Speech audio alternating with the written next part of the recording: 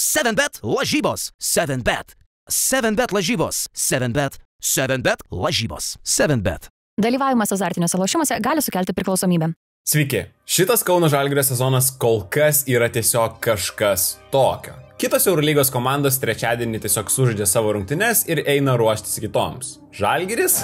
Edgaras Ulanovas looking for a receiver. They go to Brian Dunstan. He gets it away and cans it before the end of regulation. Iš pradžių apturi kosminį mačą su Brianto Dunstanu lemiamų metimų su Sirena ir laimi prieš Crvena Zvezda, o vos po kelių valandų išeina naujiena apie komandos papildymą. 6 metų NBA patirtį turintis Lonnie Walkeris atvyksta vietoje Tyrono Wallace'o.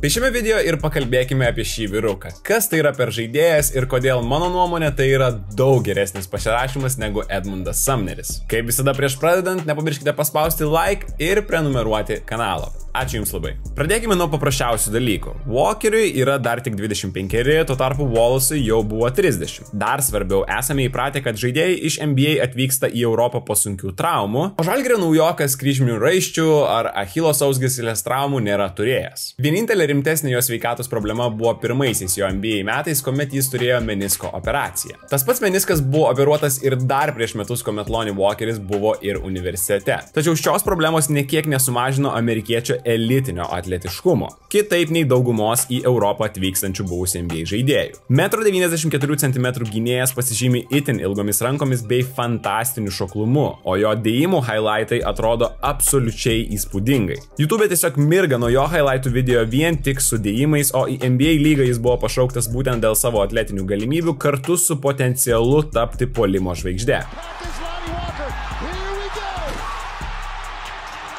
Tas neįvyko, bet šiandien ne apie tai. Kitas skirtumas su Tyronu Wallace'u yra tai, kad Lonnie Walkeris yra labiau antros pozicijos žaidėjas, kuomet Tyronas Wallace'as buvo projektuojamas kaip įžaidėjas. Labai abejoju, kad Walkeris įžaidinės kamuolį, visgi tai yra visiškas taškų rinkėjas, o ne kūrėjas. Bet čia Žalgiris manau, kad kažkiek ir pasižiūrėjo, kas jiems sekasi, o kas ne šio sezono pradžioje. Turint omenyje, kaip žaidžia Silvanas Francisco ir Dovis Giedraitis toje pozicijoje, kuris puikiai įsilieja ne tik gynyboje, bet ir puolime, ir kokia svarbia komandos dalimi tapo, natūralu, kad buvo pasirinktas Walkeris, kuris tuo pačiu smarkiai padės Silvanui Francisco ir Sirvydžiui kuriant puolime. Bet kokiu atveju Lonnie Walkeris ketvirtasis Eurolygos lygiui skamba kaip nerealus pasirašymas. Tai žaidėjas, kuris mano nuomonė turėtų rinkti taškus labai lengvai Europoje. Žinoma, klausimas yra dėl jo prisitaikymo laikotarpio. Lonnie į Žalgirį atvyksta jau prasidėjus sezonui. Dauguma dalykų bus nauja, Andrėja Trinkieri yra reiklus treneris, komandoje jau yra šiek tiek nusistovėjusios rotacijos. Tai gali viską šiek tiek apsunkinti. Bet tai nebūtų nieko nuostabaus, kadangi net ir tas pats Kendrickas Nunnas praėjusiais metais pradėjo per pirmuosius 3 mačus atakuodamas mažesniu nei 30% taiklumu iš žaidimo. Tačiau Walkeris yra aukščiausio lygio atletas, kuris smarkiai pagerino metimą ir puolimo įgūdžius sulig kiekvienais jo metais NBA lygoje. Pavyzdžiui, jei pirmaisiais 2 metais NBA jis iš toli atakuodavo kiek mažiau nei 2 kartus per mačą, trečiaisiais metais 50% padidėjus jo žaidimo laikui, jo tritaškių skaičius išaugo bene 3-gubai. 35, 31, 36, 38. Tokie paskutinių 4 metų Lonnie procentai metant iš toli. O praėjusiame sezone jis per vieną metimą po pagavimo rinko po 1,19 taško, kas yra labai solidus rodiklis. Tuo pačiu jis nevengdavo ir metimų po driblingo greitose atakose, net jei tie metimai būdavo per rankas. Čia yra viskas, ką mums reikia žinoti apie jo pasitikėjimą savimi.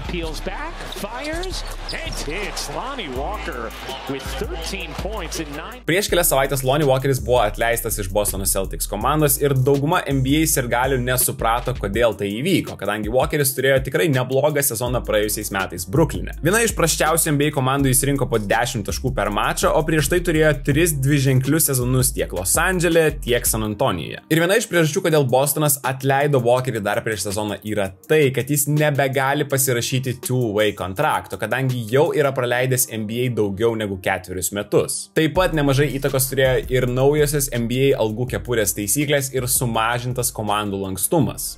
Celtics, pavyzdžiui, sutaupė $11 milijonų mokesčių nepasirašydami Walkerio, o jį atleisdami. Jie tiesiog negalėjo sau leisti tokios prabangos už žaidėją, kuris neaišku ar būtų tapęs rotacijos dalimi tokioje gilioje čempioniškoje komandoje. Galbūt mums, europiečiams, tai gali pasirodyti keista, bet 25 metų žaidėjas NBA jau yra per senas, kuomet jis netampa 7 ar 8 žmonių rotacijos dalimi. Jaunoje ir rebuildą išgyvenančioje komandoje jis taip pat netinka, kadangi yra jau šiek tiek per senas arba yra kažkiek per geras, bet laiminčioje komandoje išsikovoti vietos jam nepavyksta dėl kelių esminių priežasčių.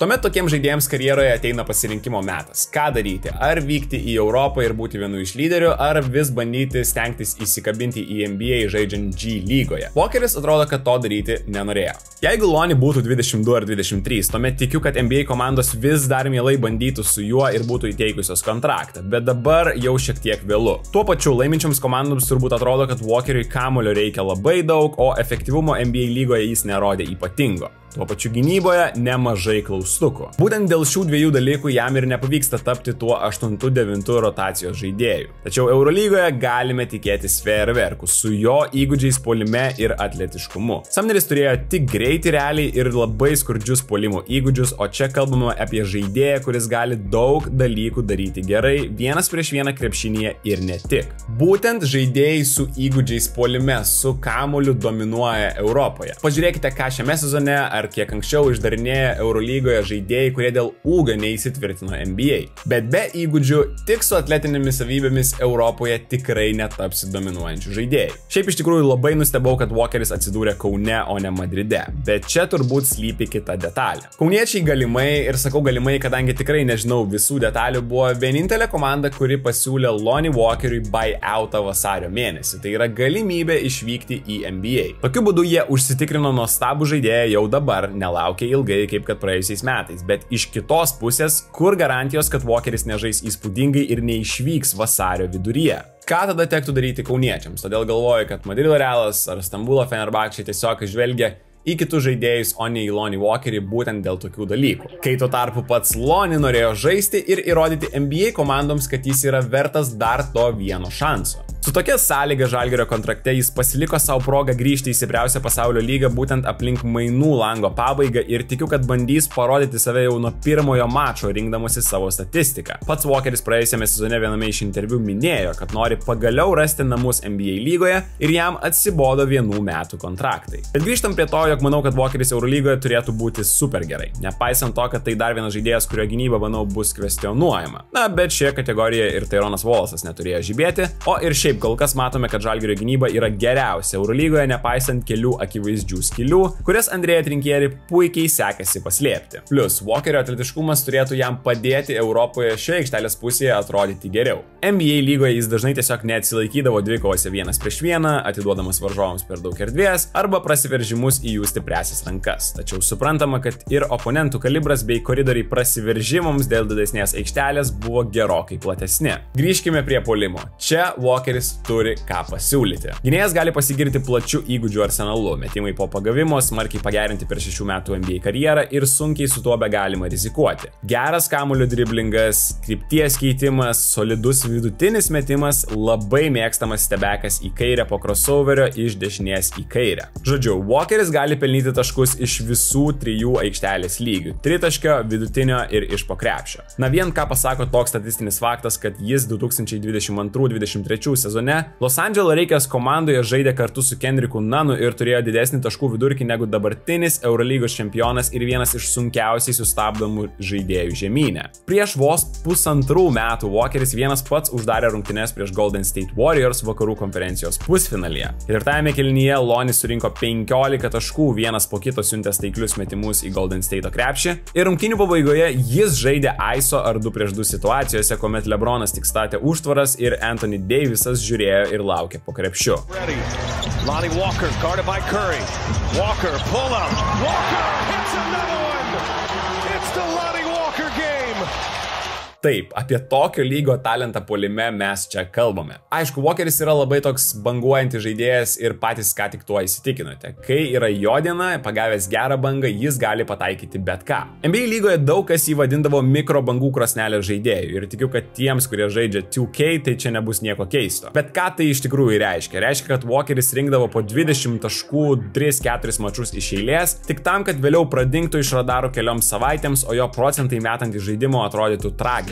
Galbūt čia yra ir kažkokie psichologiniai dalykai, su kuriais Walkeriui sunkiau sekasi tvarkytis, na, bet čia yra tik mano spėlionės, patys pamatysime, kai jis atvyks į Kauną. Bet kokiu atveju, neabejotinai į Žalgirį atkeliauja dar vienas žaidėjas, kuris gali kurti metimą savo ir kuris Eurolygoje, patikėkite manimi, manau, turėtų atrodyti itin smagiai. Taip smagiai, kad galbūt jo liaupsai gynyboje bus pamirštami vien dėl to, kaip jis atrodys kitoje aikštelės pusėje. Panašiai kaip yra ir Atėnų Panathinaikos komandoje su Kendricku Nunnu, kuris tikrai nežiba ir nepersistengia šioje aikštelės pusėje. Labai įdomu, kaip atrodys Walkerio adaptacijos periodas Europoje. Visgi kiekvienas atletiškas žaidėjas pasižymi tuo, kad itin mėgsta lipti į medį. Skirtumas nuo Sumnerio čia yra toks, kad Walkeris daug geriau sugeria kontaktą ir neskrenda į trečią eilę, jei šokdamas į viršų šiek tiek atsitrenkia į varžovą. Tačiau nenustebkite pamatę jo bandymus tiesiog peršokti per aukštaūgį baudos aikštelėje. Žinoma, jis sugeba ir gražiai išsirangyti ir užbaigti ataką taikliai. Iš kitos pusės, jei Kristaps Porzingis ir jo ūgis bei ilgos rankos nėra problema, kiek aukštaūgio Eurolygoje galės sutrukdyti Lonį. Kitas dalykas su Žalgirio naujoku yra tas, kad jis nėra itin aukšto lygio kūrėjas. Bet tuo pačiu matome, kad Silvanas Francisco kol kas puikiai perima šitą rolę, kurdamas ne tik savo, bet ir kitiems.